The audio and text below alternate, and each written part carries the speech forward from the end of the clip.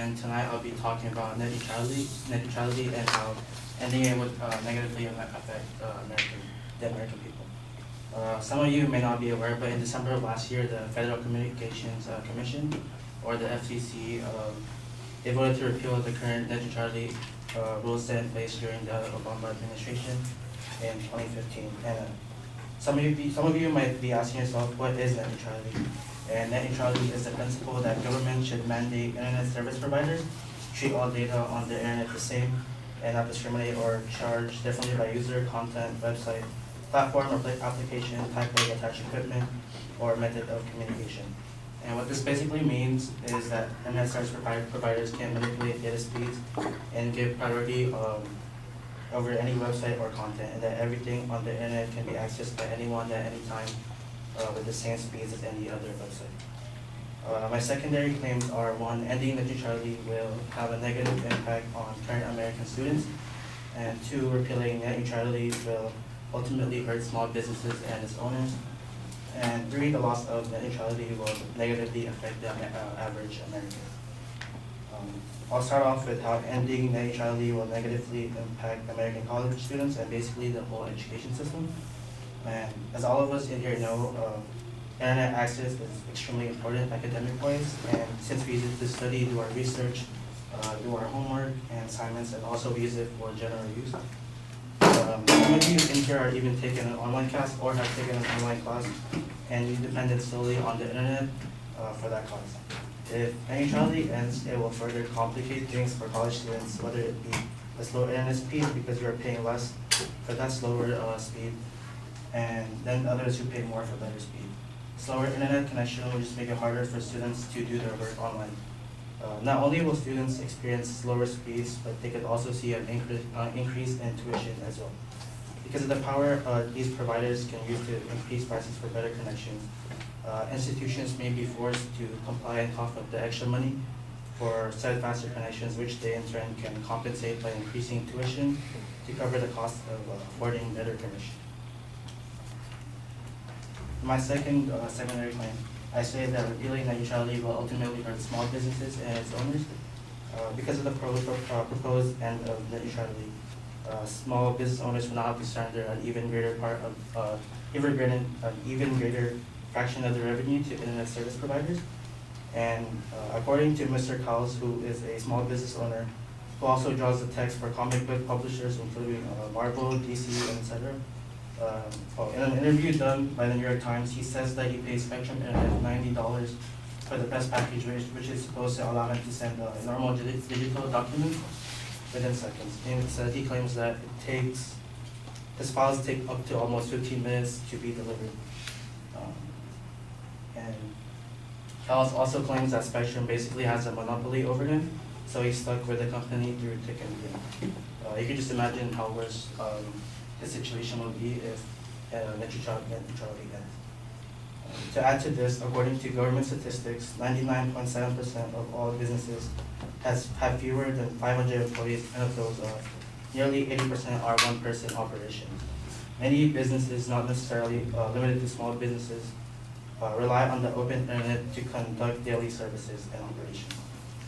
Another point is that internet service providers now have the power to give an advantage to bigger and high-profile businesses, since they will be capable to pay the higher prices for faster data speeds.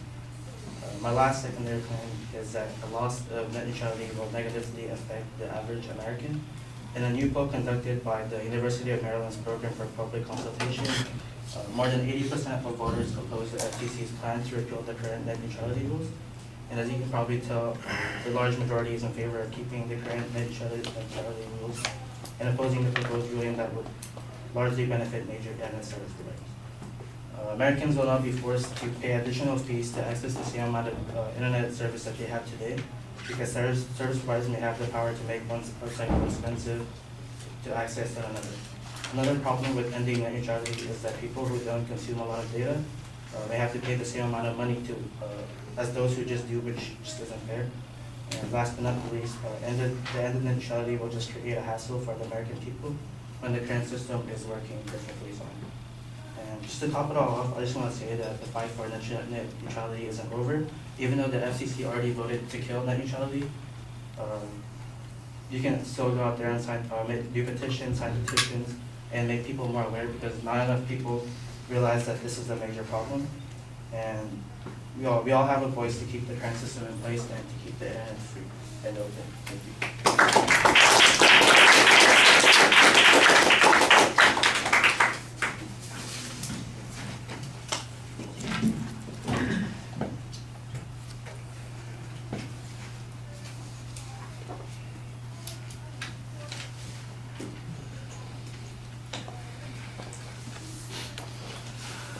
All right, Alan, you did the same thing that I mentioned earlier. You phrased it as a question. You don't want to do that. You want it as a declarative statement. There's a good preview of what the supporting structure is going to be, so that I thought was fine. And in fact, those points were, for the most part, stated as declarative points. As you get to them, you signpost them in the body of the speech.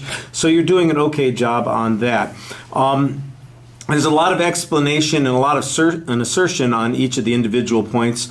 There is not a single piece of evidence on that whole first point about college students. That's all an assumption that you've made. There's no authority that says that this is likely to happen. There's a brief explanation about what could potentially happen. We don't have any statistical information about what the costs are or what they would be. It just seems like it's incredibly thin as a risk for getting rid of net neutrality, and I think that if you're going to make that one of your three main points to argue for, that you ought to have some information to back it up. The small business argument does have a little bit of information on it. You've got some data about, well, you've got an example of the comic book artist who talks about how long it takes to get his data filed. By the way, when was that? You say it takes 15 minutes for that to happen. Is that with net neutrality, which we just got rid of it, or is this something that happened in the last 6 weeks since we got rid of net neutrality? Yeah, that's what we need to know, because it's not very clear. He's got this story that he's telling, and I'm trying to figure out, so how does this fit into the story that you're telling, that it's net neutrality that's going to cause this harm? Because if that's currently what's happening, how much worse could net neutrality be? Well, that's the question that you asked, but you don't really give us an answer on, and I think that you need to have an answer on that. And then the whole second and third points are premised on the notion that fees will go up from the ISP providers, and I think you need a lot more evidence on this. There's an assumption that the market will bear that people are so dependent on it that there won't be any competition in regard to those sorts of things. There are some monopolies that exist now. I think that that's definitely true. Whether or not they would continue to exist without net neutrality, I think that's one of the arguments that opponents on the other side would say, is that these kinds of rules have limited innovation. They've limited the willingness of people to go in and offer alternatives. And that's why they want to, that's why they're in favor of getting rid of it. And so you kind of explain what the argument is, but you don't make the argument. You don't give us the proof on that particular point. So you've outlined what the issue is. You've kind of given us a little bit of explanation. There's no proof on the first point. The proof on the second point's a little bit thin. And the third point is based on a presumption of increased cost, which I think you need more data to support. All right. Thank you.